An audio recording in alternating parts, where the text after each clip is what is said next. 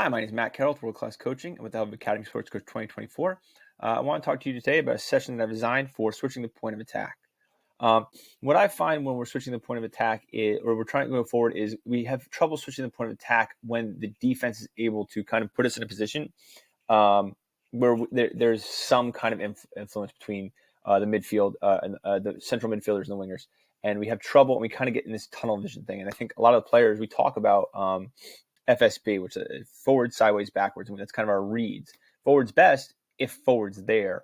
And I think sometimes we focus too much on playing simply what's in front of us, and we don't have that 360 view.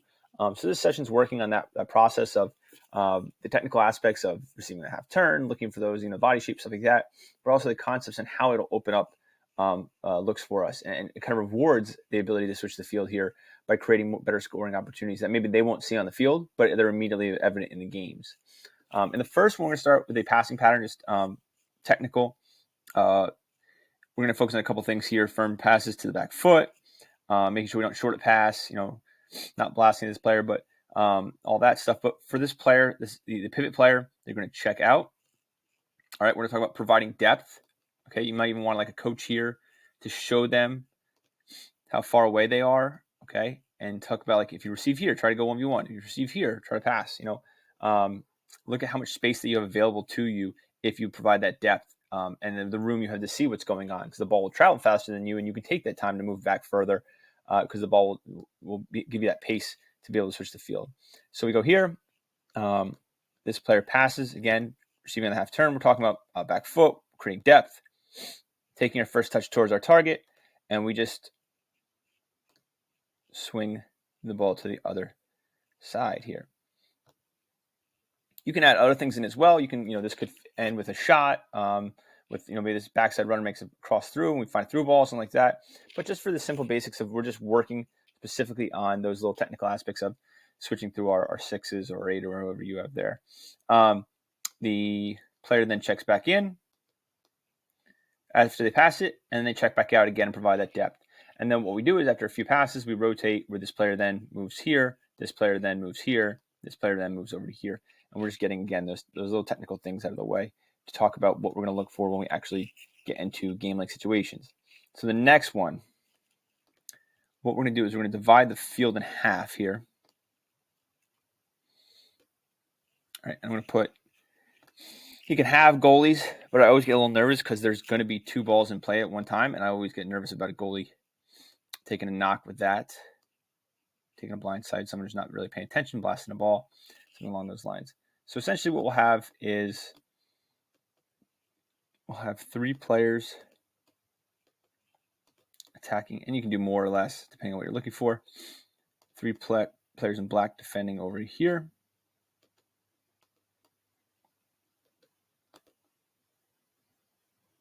We can get them over there. And then three players in yellow attacking, and three players defending. So you basically essentially have two games side by side here.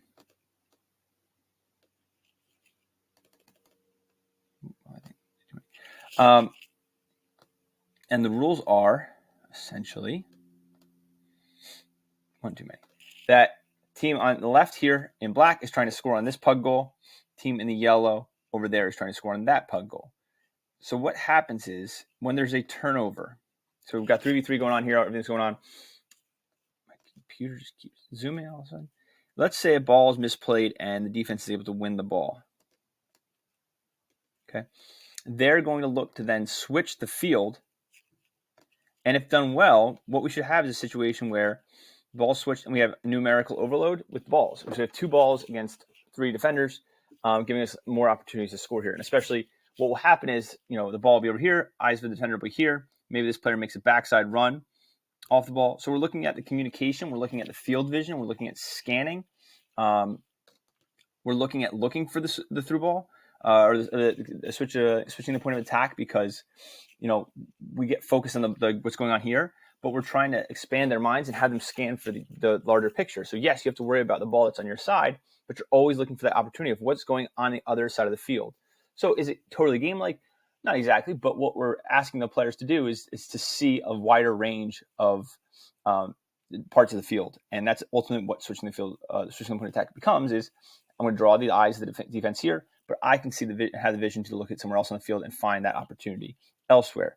So what we see a lot of here is, folks on the ball, two people, backside run, near post run, wherever it may be, lots of vision. But we see also then defensively, yellow is then shouting out to the other team, asking for them to cover. And then another variation, we could put in a neutral here to act as the pivot here, who can help switch things out if there's not an immediate option to their side. So again, creating a numerical overload in terms of how many balls are in the grid, but also the number of players that you have available to pass to. So what we'll move from to here is we will get a grid here. And we'll put, we have a goalie for this one. A goal here. A goal here. We'll go just for the number of people I'm going to put in. It could be more. We'll go with 3v3 for this. 3v3 in the box. And then we'll have a winger on each side. You can do more wingers. You can do just the one that I'm going to do. You can have them assigned to a specific team if that's what you're looking for. But here I'm just going to put two neutral wingers outside. All right, and so what we're going to have here is we're looking to connect passes. All right, we're looking to connect passes. After 3 passes, you can play out to one of the wingers, and the only way you can score is off of a possession that has a winger has touched the ball. So the wingers are neutral; they can't be contested. But what we're looking to do is when we play out to the winger, you can score on either net.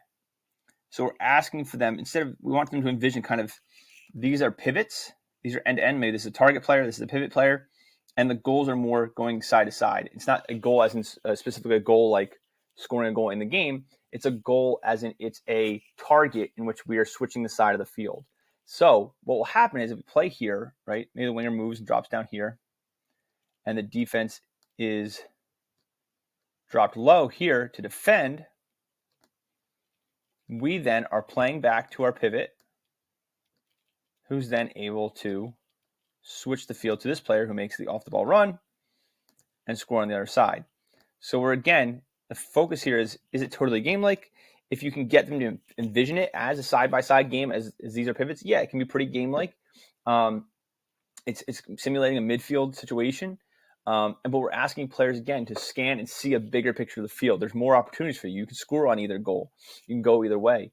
So by asking them to have that kind of field vision, you'll see pretty quickly they'll try to play it initially narrow and back into these players. And what we'll find is it's not working. It's too congested. It's a small goal. They can't find it.